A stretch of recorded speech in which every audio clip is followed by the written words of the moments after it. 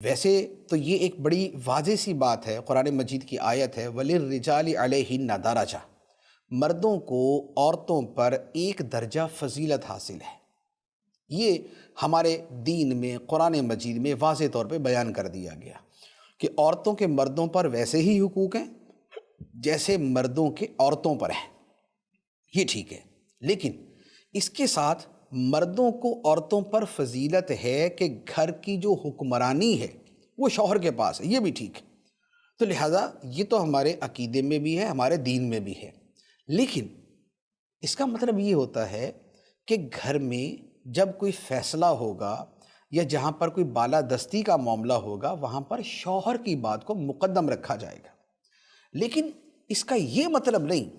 کہ شوہر یہ سمجھے کہ مجھے ہر صورت میں اپنے آپ کو غالب ہی دکھانا ہے اور مجھے بیوی کو بہر صورت مغلوب اور مقہور اور مجبور ہی ثابت کرنا ہے۔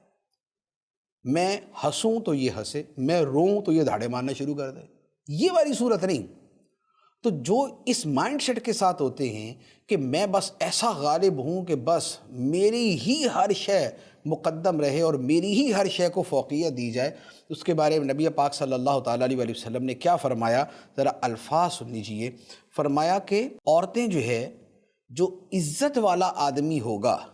اس پر تو غالب آ جائیں گی، لیکن جو گھٹیا آدمی ہوگا وہ عورتوں پر غالب ہوگا۔ جو عزت والا ہوگا، جو کرم والا ہوگا، جس کے اندر اخلاقی جو ہے وہ تفوق اور اخلاقی بلندی ہوگی، تو عورتیں اس پر غالب ہوں گی۔ مراد یہ ہے کہ وہاں عورتوں کی بھی چلے گی،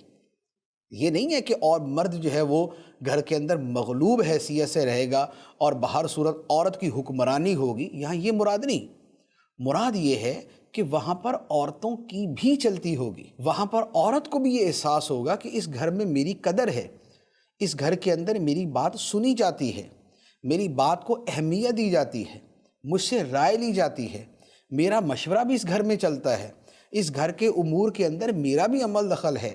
اس گھر کے اندر میری بھی کوئی حیثیت ہے۔ مراد یہ تو فرمایا کہ جو عزت والا ہوگا، جو کریم ہوگا، تو اس پر تو عورتوں کی چل جائے گی، لیکن جو لئیم ہوگا، گھٹیا انسان ہوگا، وہ ہمیشہ عورتوں پر ہی برتری رکھے گا۔ وہ کہے گا نہیں، جو ہوگا میرا ہوگا، جو میں نے بول دیا حرف آخر ہے، میری زبان سے نکلا ہوا لفظ حرف قطعی ہے، اب کچھ بھی ہو جائے جو میں نے کہہ دیا بس وہی ہوگا۔ نہ عورت کی رائے مانے گا، نہ عورت کی بات مانے گا، نہ اس کا مشورہ مانے گا، نہ اسے حیثیت دے گا، نہ اسے عزت دے گا، نہ اسے کسی قسم کی ترجیح دے گا، نہ اس کی بات کو اپنی بات پہ غالب آنے دے گا۔ بحث کے اندر اس کی کوشش یہی ہوگی کہ میری ہی بات اس کے اوپر غالب رہے اور جو میں نے کہہ دیا بس وہی صحیح ہے، بھلے حقیقت کے اندر بیوی کی بات درست ہو۔ تو نبی پاک صلی اللہ تعالیٰ علیہ وسلم نے ایسے لوگوں کے بارے میں کیا فرمایا کہ یہ جو ہر حال میں،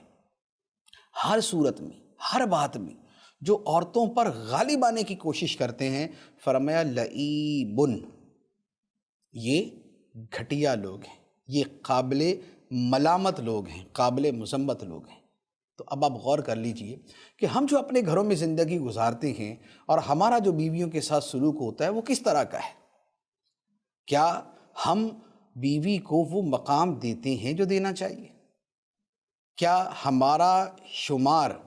کریم افراد میں ہوتا ہے یا لئیم افراد میں ہوتا ہے؟ تو ہمارا طرز عمل، ہمارا رویہ،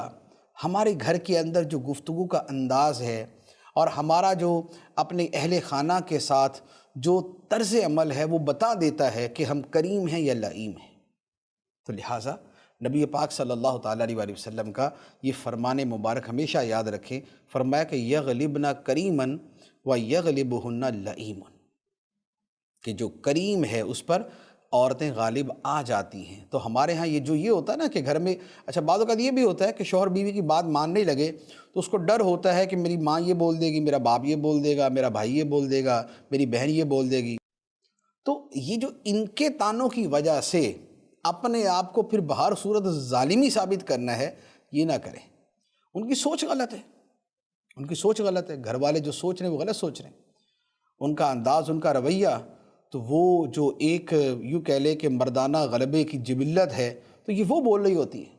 تو آپ اس کے اوپر جو ہے وہ نہ جائیں، آپ اپنے دین کے اوپر چلیں، جو آپ کے نبی علیہ الصلاۃ والسلام نے آپ سے فرمایا ہے، آپ اپنا رویہ اس کے مطابق کریں۔ اب آپ دیکھیں کہ سرکار دو عالم صلی اللہ تعالیٰ علیہ وآلہ وسلم کا فرمان اس حوالے سے کیا ہے۔ ترمذی شریف کی ایک روایت ہے، نبی پاک صلی اللہ تعالیٰ علیہ وآلہ وسلم نے فرمایا کہ اکمل المؤمنین ایمانا احسنہم خلقا وخیارکم لنسائہم، فرمایا کہ مومنوں میں سب سے کامل ایمان والے وہ ہیں جن کے اخلاق اچھے ہیں۔ مومنوں میں سب سے کامل ایمان والے وہ ہیں جن کے اخلاق اچھے ہیں، اور فرمایا اور تم میں بہترین شخص وہ ہے جو اپنی بیویوں کے ساتھ بہترین سلوک کرنے والا ہے۔ تو یہ تو ہم چاہتے ہیں نا کہ ہم اللہ کی بارگاہ میں بہترین افراد میں شمار ہوں، بدترین میں نہ ہوں، ہم کریموں میں شمار ہوں، لئیموں اور شریروں میں شمار نہ ہوں، ہم خدا کی بارگاہ میں اچھوں میں شمار ہوں، بروں میں شمار نہ ہوں۔ تو وہ جو ایمان کا کمال ہے، جو ایمان کی تکمیل ہے، جو ایمان کا اعلیٰ مرتبہ ہے، وہ کیسے ملے گا؟ نبی پاک صلی اللہ تعالیٰ علیہ وآلہ وسلم نے بتا دیا کہ جس کے اخلاق بہترین ہے اس کا ایمان سب سے کامل ہے، اور اس کے ساتھ جو اپنی بیوی کے ساتھ بہترین سلوک کرنے والا ہے، جو اس کے حق میں سب سے بہتر ہے، فرمایا کہ وہ کامل ایمان والا ہے۔ تو ایمان کا کمال جو ہے وہ نبی پاک صلی اللہ علیہ وآلہ وسلم نے اس چیز پر موقوف فرمایا۔